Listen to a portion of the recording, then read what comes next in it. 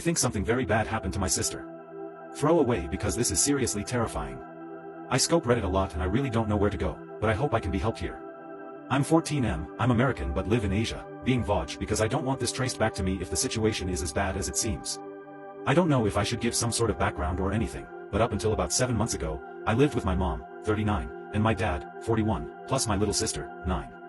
I say was because my sister is no longer here, she's in boarding school. I want to preface this by saying we are not bad kids, we're half white, half Asian. When my grandpa, in dad's side, got sick 4 years ago we moved here so my dad can take care of him.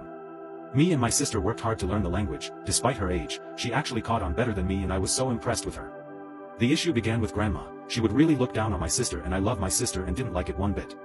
My mom said it's cultural and I shouldn't make a fuss, but it was hard when grandma really started making it obvious. She got me clothes, games, etc. But my sis got no attention. I should mention that 4 years ago, we lived with grandpa and grandma. In that time of me getting spoiled, my sister got reprimanded for everything she did. I swear, it was super unfair, you wouldn't believe. Just under a year ago grandpa passed and my parents decided we'd stay here since I already speak and read pretty fluently.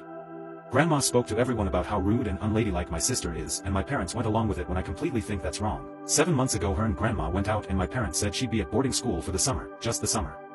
After 3 months I got anxious and asked when she'd be back and I ended up crying at the question. I was talked to by my dad and he said she loved boarding school so much she didn't want to come back yet.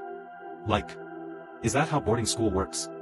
I don't think so. Maybe I've been watching too much TV or reading too much Reddit, but we're in another country and I swear what they were doing was emotional abuse. Still, it gets worse. After 5 months, I still hadn't gotten any contact, no message, no letters, nothing, and that's when my dad started making her room into his office space. We actually got into a big fight over it and I ended up with more chores, but he never answered why he was doing it if she'd be back soon. Anyway, it's now been 7 months since that car trip that took my sister away and the final nail in the coffin hit. I was looking through the attic for my mom and found a box with some of her old stuff, including her phone. Why wouldn't she have her phone? I really just want to know if there's anything I can do. No one will tell me which boarding school she's at. I'm told not to worry about it because I'm a child. I know I'm too young to do much, but if there's anything I can do. No one will tell me which boarding school she's at. I'm told not to worry about it because I'm a child. I know I'm too young to do much, but if there's anything I can do, please help. When I think about it I can't stop remembering the way my mom cried that day. It makes me shiver. I've been imagining the worst and I'd hate if it ended up being something along my mind. Update 1. Hi Reddit.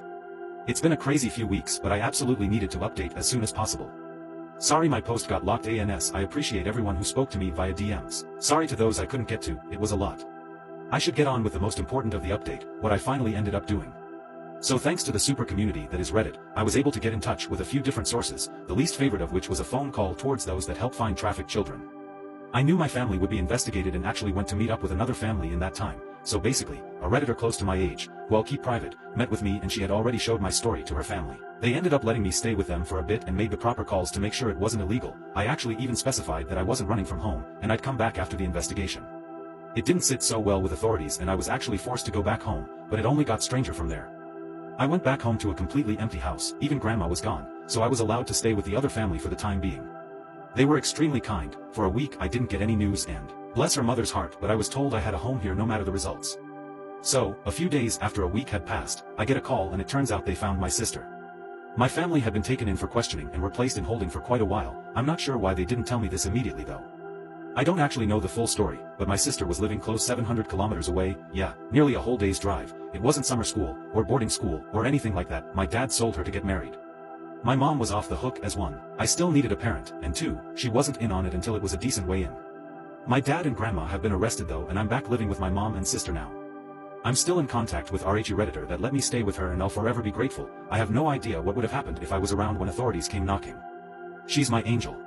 On a more depressing note, my sister doesn't speak much, but she seemed to cheer up after I let her read my post. She said she felt abandoned and alone, among other things, but seeing how I and plenty of strangers gave their hearts for her made her very happy, so thank you all. Sorry for being AO Voj here, but I'm trying to protect identities. This isn't over by a long shot. There's still things that are going to happen, but I have my sister, and that's all thanks to Reddit. Thank you. Update 2.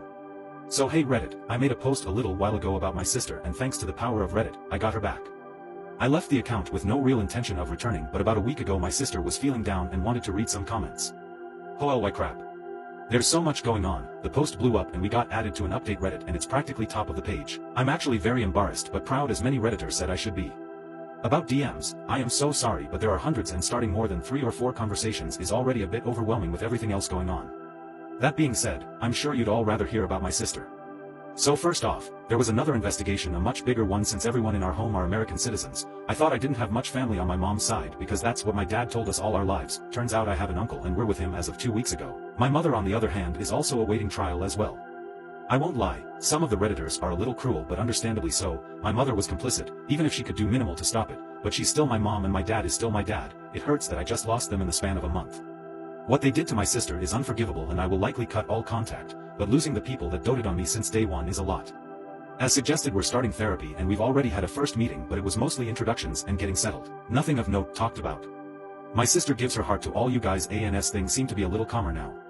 More personally, I'm still friends with the lovely girl still in Taiwan and we're in close contact. She will always be my hero. She'll very likely read this update so I won't embarrass her, but she's got sister status now, and she's well aware of what I'd do for my sister.